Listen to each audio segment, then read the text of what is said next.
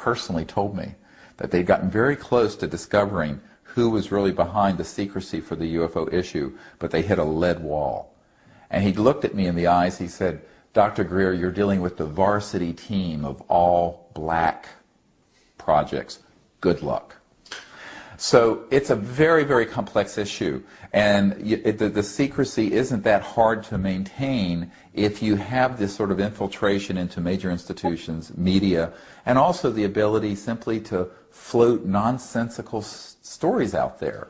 Because people hear the word UFO and extraterrestrial, they think somebody from a trailer park in West Virginia who's floated on board a spacecraft had sex with someone from Mars and claims they have a baby in an incubator. Or, just all kinds of nonsense. The truth of it is actually more interesting. The truth of the technologies and the fact that the extraterrestrial technologies are so advanced that they interface directly with coherent thought.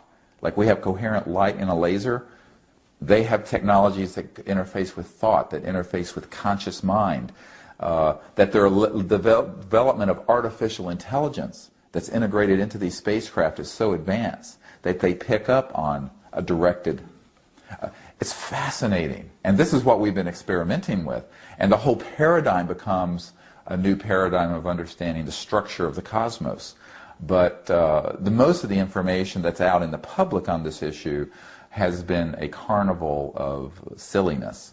And that keeps most serious people sort of in the closet on it. In fact, it's interesting. I often work with senior government officials in Europe and in Canada and elsewhere, and they go, "Oh, we're very interested. I want everything you have on this, but no one can know that I'm interested because it'll ruin my career, because I'll be ridiculed." So it's a very interesting psychological matrix that's been created to keep people in the box. And what we're trying to do is do something serious, push the envelope on this information, and credible, and get people to understand what the truth is. It's a very common question of why don't these visitors make themselves more obvious. And what I point out to people is they have. They have been filmed hovering over Rome for an hour. They have been filmed over downtown Montreal. I have the video.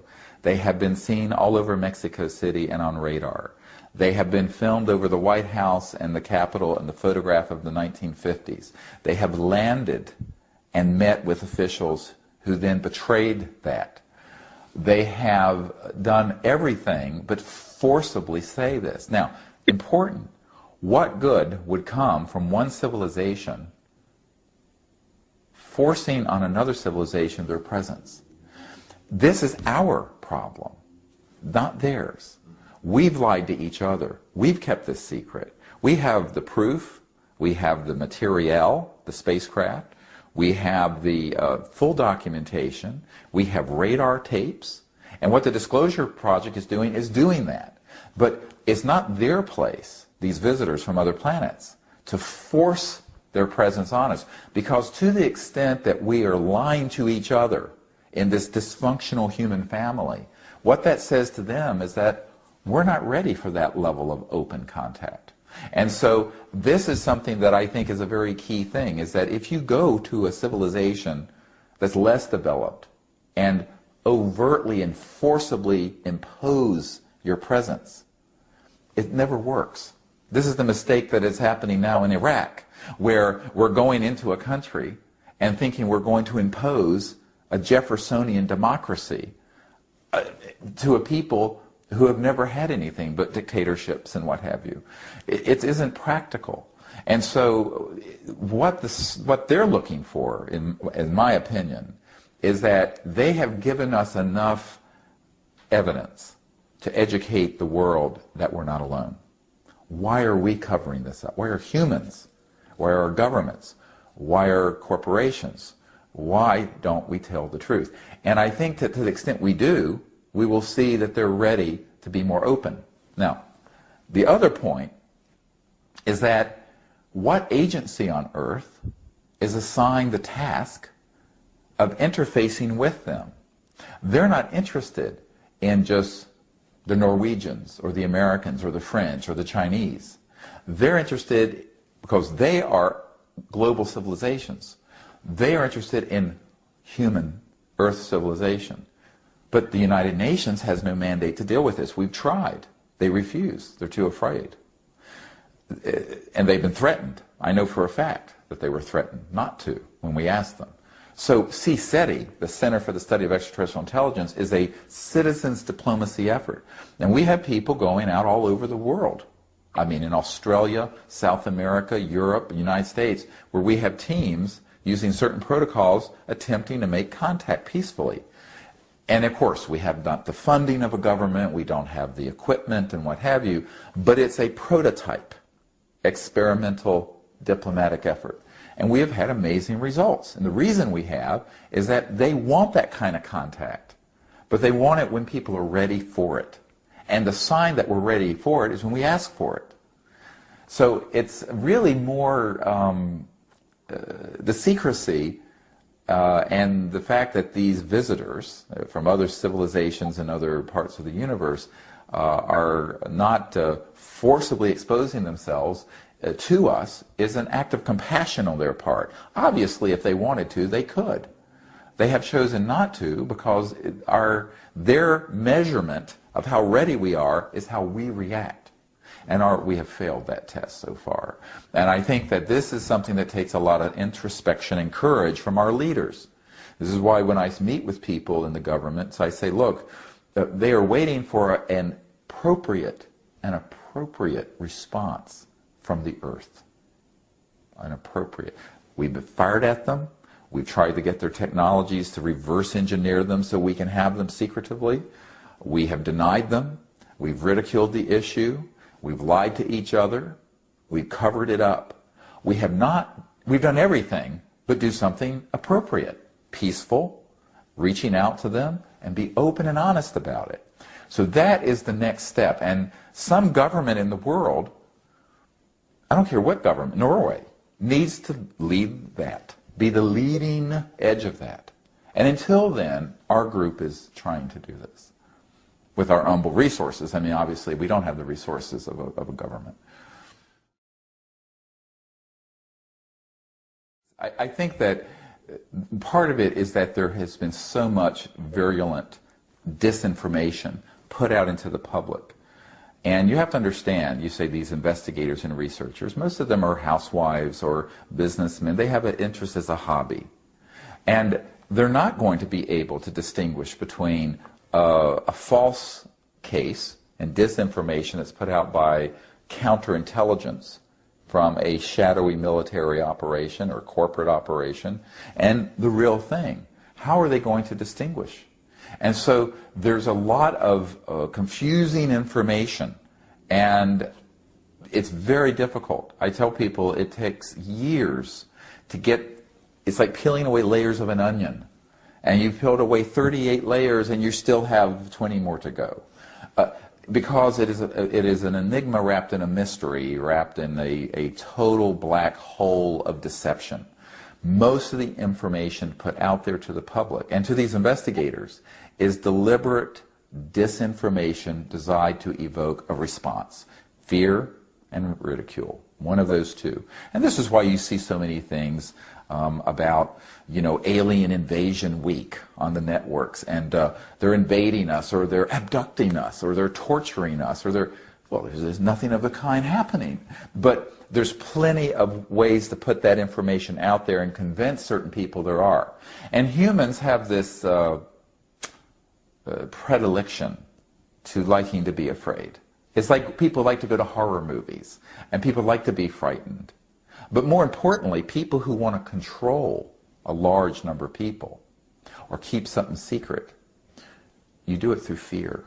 And it isn't hard to do. I mean, I have documents from private institutes who talk about the use of stagecraft, I'm quoting, so that they are artificially staging certain UFO events and abduction events for their psychological warfare value.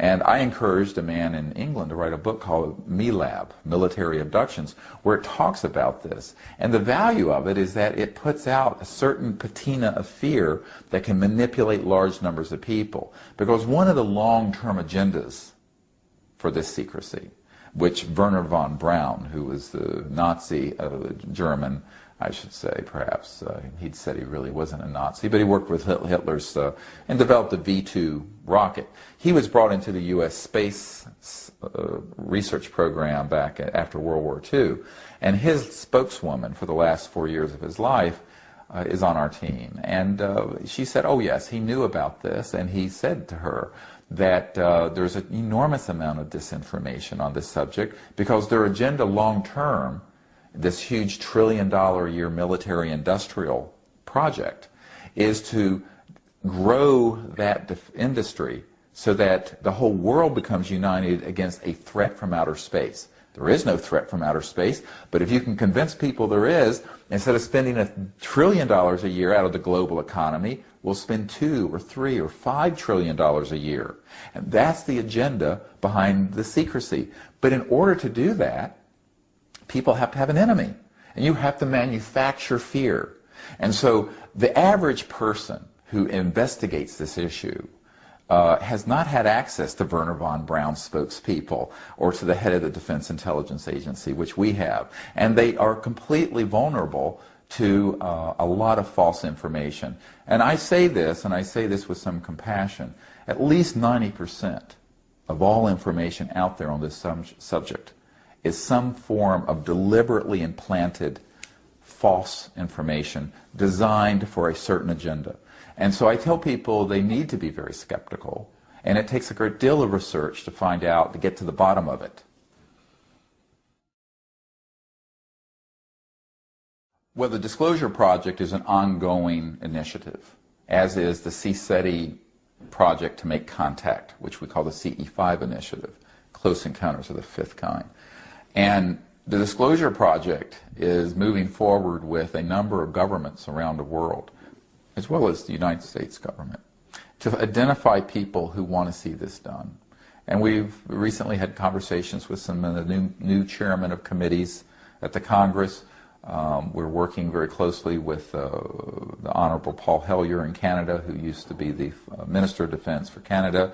We're working very closely with a very powerful European country to effect disclosure, and they are cooperating. I can't say who this country is, which country it is, but it's a very significant development. So we're continuing to put the information out, but also work and coordinate with various governments around the world to make that happen. And we've actually, in the last 6 months, have had some very positive breakthroughs.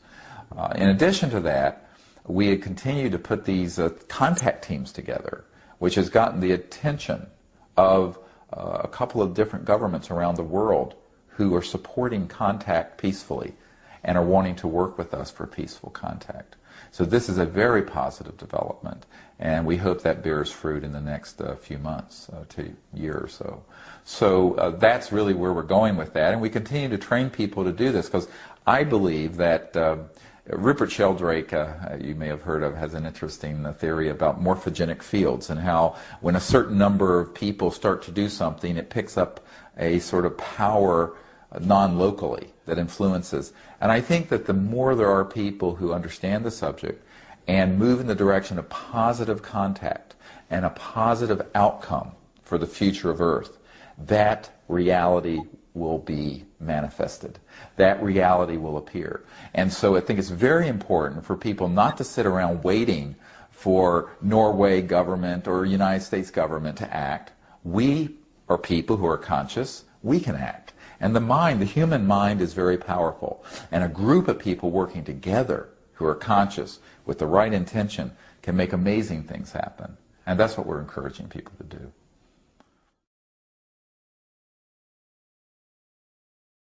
The spiritual implications of this are profound. Now, I distinguish that from religious, organized religions.